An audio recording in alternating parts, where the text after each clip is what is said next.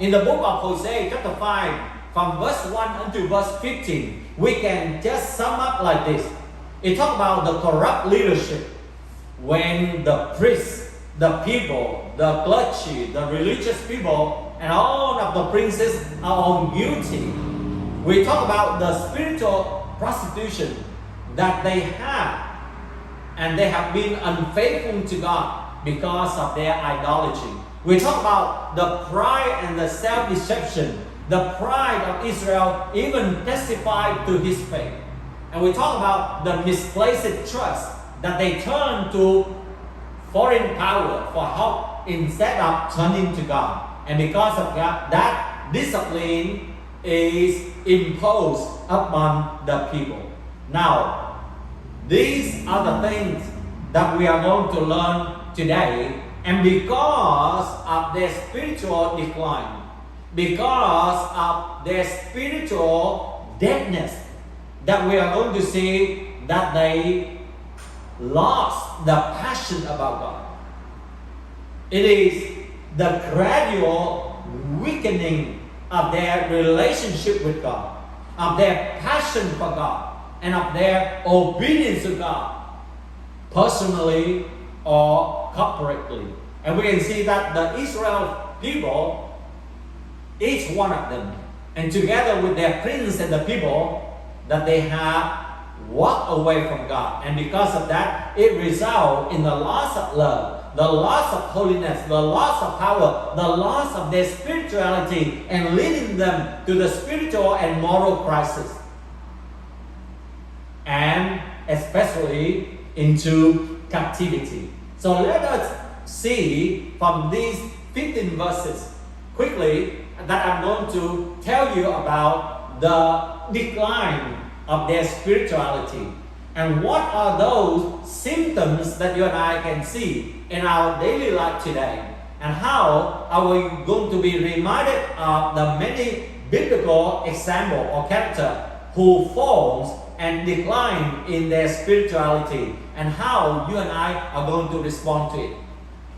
In verse number 1, that you and I will become to see the spiritual decline. First of all, they become, or the Israelites become a stumbling block for others. They are corrupted and rebellious. And the book of Hosea chapter 14 verse 9 said, "The ways of the Lord are right. The righteous walk in them, but the rebellious stumble in them." And this describes exactly the situation of the Israelites. And we can see that the word of the Lord will call out to them that they are rebels, that they are already corrupted. And in Hosea chapter 5 also remind all of you and I here, "I know all about Ephraim. Israel is not hidden from me. Ephraim, you have now turned to prostitution, and Israel to corrupt." And you see that as they walk away from God, they begin to corrupt themselves. They begin to become rebellious against God. They become a stumbling block to other people because of their lifestyle. They don't walk in the righteousness of God, but they walk according to the way of the world. And that's why their life has become a stumbling block. The second thing in the book of Hosea chapter 5 talk about the spiritual decline of the Israelites, that they have spiritual prostitution, or we call idol worship. They are unfaithful to God and unfaithful to one another. And again, Hosea chapter 5 verse 3 also remind us that you have now turned to prostitution. This is a very strong word. And you know that in the past when we even mention about this word, we don't want to mention about this word because we can feel the shame and the guilt. And yet today the people call, "Go for it, go for it, go for prostitution." And as if that they don't have any concern anymore. As if that they don't feel ashamed to those words anymore. And exactly that was the situation of the Israelites as well as the world today. So the third thing is that they reject God and do not acknowledge God. And this leads them to the spiritual decline. Their deeds do not permit them to return to their God. A spirit of prostitution is in their heart, and they do not acknowledge the Lord. And this also happening in our world today, as it happened for thousands of years before. Number 4, they become arrogant, sinful, stubborn, and self-deceived. And the Bible said that pride goes before destruction.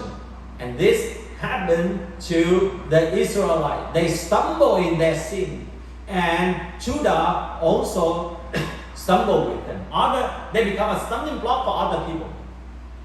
And other people just follow them and committed sin because of their arrogance, because of their sin, because of their stubbornness, because of their self-deception, and because of their pride. The number 5, the signs of spiritual decline among the Israelites. They have ritual without repentance. What does that mean? When they go with their flocks and herd to seek the Lord, they will not find Him, because He has withdrawn Himself from them. Because they come to God with formality. They came with the lip service, but their heart is far away from God. Number 6, they are unfaithful and they are also adulterous to God. Number 7, you see that they rely on human help or misplaced trust. They turn to Assyrian empire or emperor in order to help them instead of calling on the Lord. Ephraim is oppressed, tremble in judgment, intent on pursuing idols. I am like a moth to Ephraim, like rot to the people of Judah. When Ephraim saw his sicknesses and Judah his sores, then Ephraim turned to Assyria instead of turning to God. When they have problems, when they have issues, then they have sickness, when they have need. It's just like when they was in the wilderness. Every time they call upon the Lord, every time they do their own ways, they have problems, they have issues, they have calamity, they have sicknesses. They was being punished to death. But every time they come back to God, the deliverance take place, the healing take place, the providence take place. But how surprising it is that many times that we are in the modern world, we are always also like that.